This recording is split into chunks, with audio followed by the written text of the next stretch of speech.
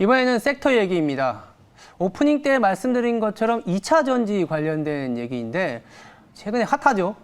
근데 이제 문제는 뭐냐면 2차 전지 하면은 우리가 셀 업체들 그리고 동박 얘기 굉장히 많은 얘기가 있었는데 알루미늄 박도 인싸다 이런 주제로 이제 이분 모시고 이분 연결해서 알려드리도록 하겠습니다.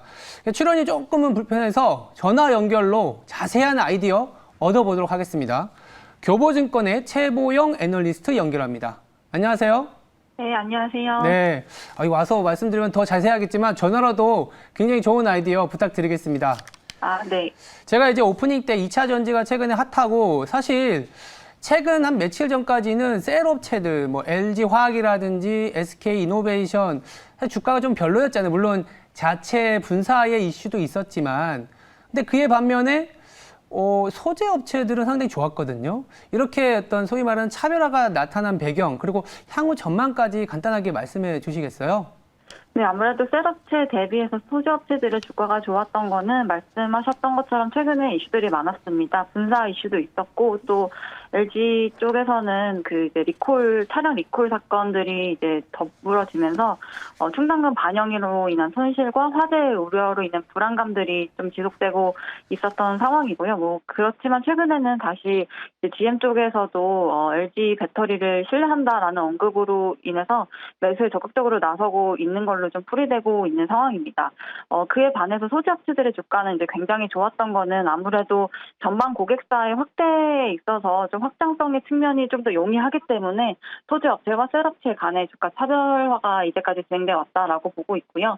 이러한 차별점은 계속적으로 산업 구조적으로 이어질 수 있는 측면이 있기 때문에 좀 더 소재업체들의 더 이제 실적이라든지 사업 확장에 대해서도 좀 더 긍정적인 요소로 보고 있는 상황입니다. 네. 사실 이제 제가 담당하고 계신 부분의 레포트를 읽어보니까 한 3, 4년 전부터 계속 2차 전지를 빠르게 말씀을 해 주셨더라고요. 그래서 이 네. 주도주에 대해서 상당히 조금 소위 말해서 빨리 찾아내는 그런 능력이 있다고 보는데 이 자막에도 나가지만 최근에 8월 말에 자료를 보니까 알루미늄 박이 알고 보니까 핵인싸다. 이게 약간 굉장히 중요한 주인공이다라는 얘기를 하신 것 같은데 사실 알루미늄 박이 좀 저도 생소했었거든요. 물론 이제 그래도 무조건 필요한 필수 소재이긴 하지만 그동안 좀 소외받았었던 이유 그리고 최근에 굉장히 각광받고 있거든요. 왜 그런지 한번 말씀해 주시겠어요? 알루미늄 산업에서 알루미늄 박 같은 경우에는 기존에는 식품 포장재로 주로 사용되다 보니까 아무래도 네. 전방 산업의 성장이 조금 더딜 수 있다라는 측면이 있었습니다. 그리고 또 새롭게 신성장으로 2차 전지에 탑재되면서 이제 신성장을 막긴 했지만 1.8%로 이제 비율 자체가 너무 낮기 때문에 시장 사이즈가 동박보다는 좀 작아서 아무래도 대기업 진출에 있어서 조금 좀 소외당하고 있는 그런 상황이었어요. 근데 그럼에도 불구하고 양극박이나 동박 같은 경우에는 파우치형 기준으로 30장씩 꼭 무조건 들어가야 하는 상황이거든요. 그래서 향후에 전기차의 시장 성장과 완벽하게 동행할 수밖에 없는 구조다라는 측면에서 최근에 다시 이제 관심을 받고 있는 상황입니다. 또 여기에다가 알루미늄 가격이 최근에 2018년 이후로 최고가를 경신 중이거든요. 근데 요것들이 이제 향후 친환경 소재 사용량 증가와 그리고 2차 전지 공급사의 화재 사건 등으로 이제 구조적인 가격 상승이 지속될 것이기 때문에 EV양 알루미늄 박의 ASP 증가와 2차 전지 내 비중이 지금 1.5%에서 1.8%로 상승했는데 향후에는 2% 이상까지도 증가할 것으로 예상을 하고 있습니다. 그리고 공급적인 측면에서 본다면 EV양 알루미늄 박을 생산할 수 있는 업체는 글로벌 약 6개 정도로 제한적이고 또 환경 문제로 인해서 중국 업체의 신규 증설이 어렵기 때문에 기존 사업자의 경쟁력이 향후에도 지속될 것으로 전망하고 있습니다. 그리고 2분기 실적에서도 이제 국내 배터리 업체들의 실적과 더불어서 이렇게 알루미늄 박 업체들의 실적도 2분기에 영업이익률 상승이 굉장히 가파르게 일어났는데 이런 것들이 이제 실적 상승의 초입이다라는 이런 5가지 측면에 있어서 좀 관심 갖고 지켜보셔도 좋을 것 같다라고 말씀드리고 싶습니다.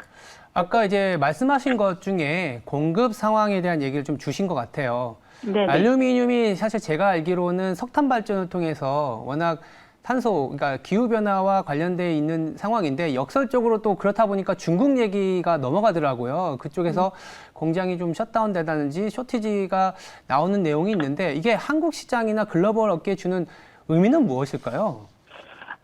지금 알루미늄은 이제 수요도 확대되고 있고 공급 네. 측면에서도 좀 타이트한 상황인데요. 이제 수요 측면에서 말씀을 드리면 그 태양광 에너지 설비인 태양광 모듈의 틀과 풍력의 발전 장비 타워를 구성하는 물질로 쓰이고 있고요. 또 전기차에서도 그 철의 그런 생산을 좀 대체하는 경량화랑 연비 절감을 위해서 철강을 대체하는 수요로 확대되고 있기 때문에 19년에서 30년까지 약 14배 정도의 수요 확대를 기대하고 있는 상황입니다.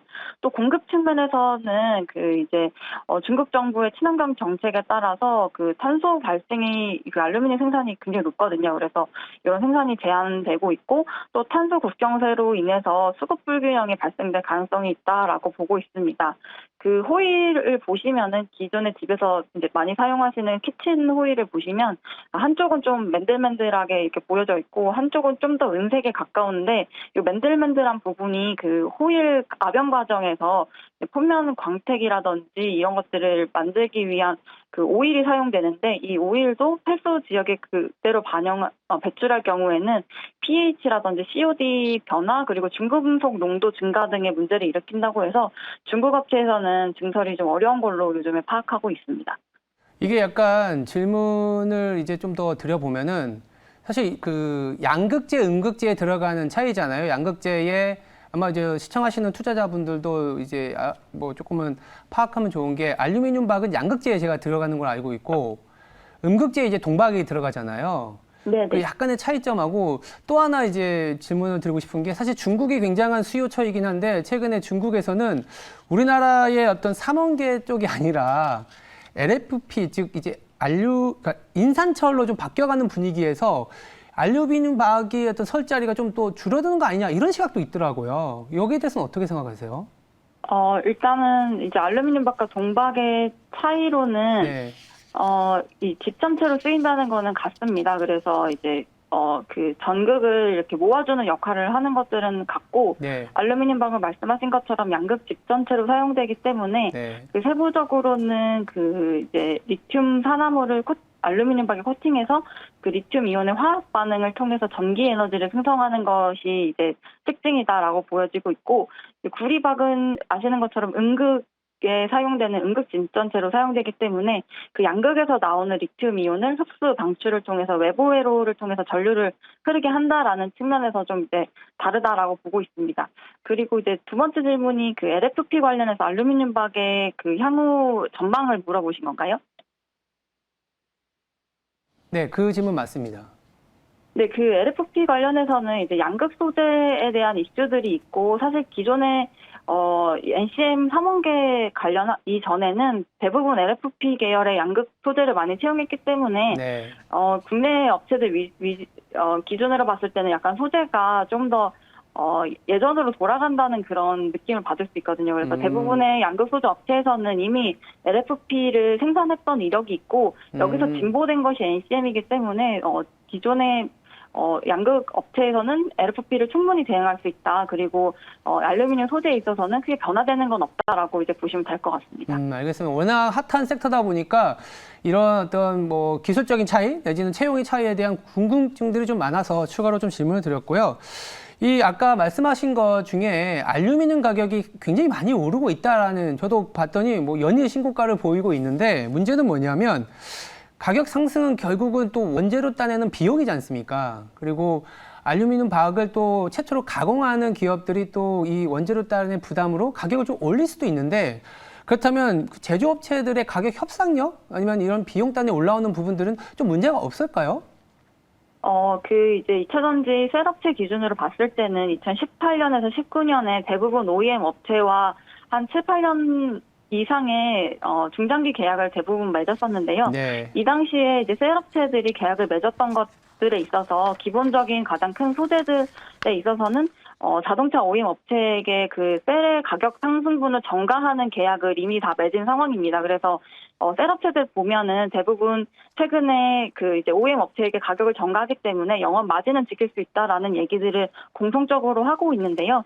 이 알루미늄 가격에 있어서는 이제 제가 파악한 바로는 알루미늄 업체들이 셀 업체에게 전가를 할 수 있는 계약이 이미 2019년, 2018년에 맺어진 걸로 파악을 하고 있기 때문에 네. 이러한 상승분은 지금 최근에 양극재 관련 업체들이 실적이 잘 나왔던 것처럼 알루미늄 업체들에 있어서도 실적이 전가되면서 이제 잘 나올 수 있는 그런 환경이다라고 보시면 될 것 같습니다. 또 그러면 이제 셀 업체에서는 자동차 OEM 업체로 전가하는 게 좀 어렵지 않느냐라는 얘기들이 있을 수 있는데 이 부분에 있어서는 워낙 이 비중이 좀 작다 보니까 상승률이 있다고 하더라도 전체적인 소재업체의 상승에 있어서 어느 정도 조금 상쇄할 수 있는 부분들이 있었는데 이런 것들이 최근에는 좀 문제가 되면서 가격을 해지하기 위해서 알루미늄 파생 상품들을 많이 계약을 맺은 걸로 알고 있습니다. 원자력 안에 있는 부분들을 좀 해지하면서 안정성을 갖고 간다라는 부분이었고요. 알루미늄 박 굉장히 많은 얘기를 했는데 결국 그러면 관련된 기업이 있지 않을까요? 네, 알루미늄 밸류체인 관련 기업으로는 네. 삼화알루미늄과 DI동일을 이제 관심 종목으로 말씀드리고 있습니다. 네네네. 그 중에서도 저는 이제 가장 더 좋은 기업으로는 삼화알루미늄을 이제 말씀을 드리고 있는데 국내 최고의 그 얇은 초극박 알루미늄 박 경쟁력을 가지고 있고 또 고객사들이 해외 진출과 증설에 있어서 굉장히 지속적으로 러브콜을 보내고 있기 때문에 사업 확장을 피할 수 없을 것으로 전망하고 있습니다. 그래서 이제 아병기를 한 대씩 드린다고 가정을 했을 때는 2022년과 2023년 PE는 16배이기 때문에 2차전지 소재로 리레이팅이 가능할 수 있다라고 판단을 하고 있습니다. 삼화 알루미늄을 말씀해 주셨잖아요. 주가를 네. 보니까 좀 갑자기 급등을 하긴 했더라고요. 아마 연구원님 영향이 아닐까라는 생각도 드는데 지금도 괜찮은 가격이라고 보시는 거죠?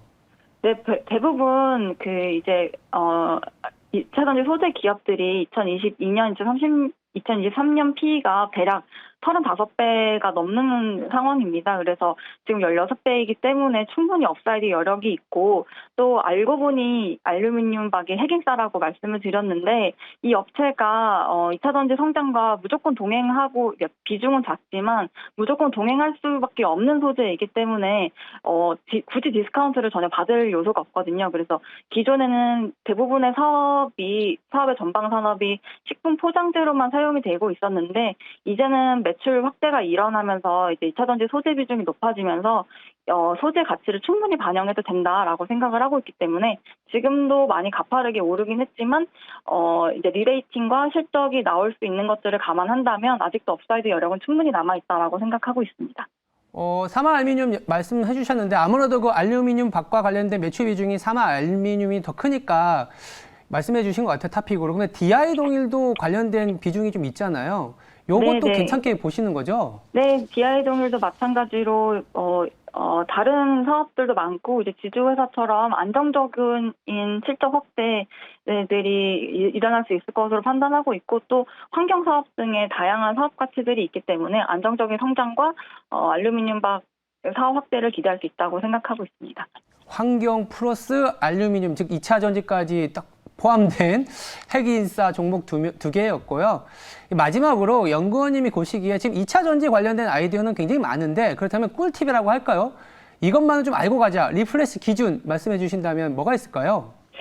아무래도 다들 많이 보시겠지만 중요한 지표는 전방 지표가 가장 중요하지 않습니까? 그래서 기후변화라든지 환경과 관련된 각 국가별의 정책 그리고 글로벌적인 합의점들이 최근에 많이 나오고 있는데 이런 것들이 중요할 것 같고요. 또 이를테면 내연기관의 판매 금지라든가 탄소 배출량 저감을 위한 정책 등이 전기차를 더욱더 활성화시키는 데 도움이 될 수 있을 것 같습니다. 또 두 번째 지표는 뭐니 해도 전기차 판매량과 내연기관차 대비한 침투율 등이 주가와 굉장히 동행을 하고 있는 상황이기 때문에 이런 것들이 좀 중요한 지표라고 생각을 하고 있고요. 그 외에 단기적인 좀 이벤트로 삼을 수 있는 것들은 배터리 업체 증설 계획이나 이에 따른 소재 업체들의 로드맵이 담긴 배터리데이라든지 파워데이가 중요한 그런 이벤트로 작용할 수 있을 것으로 이제 판단하고 있습니다. 네, 알겠습니다. 오늘 2차 전지의 핵인싸인 알루미늄 박에 대해서 교보증권 최보영 애널리스트 연결해서 잘 들었습니다. 감사합니다. 네, 감사합니다.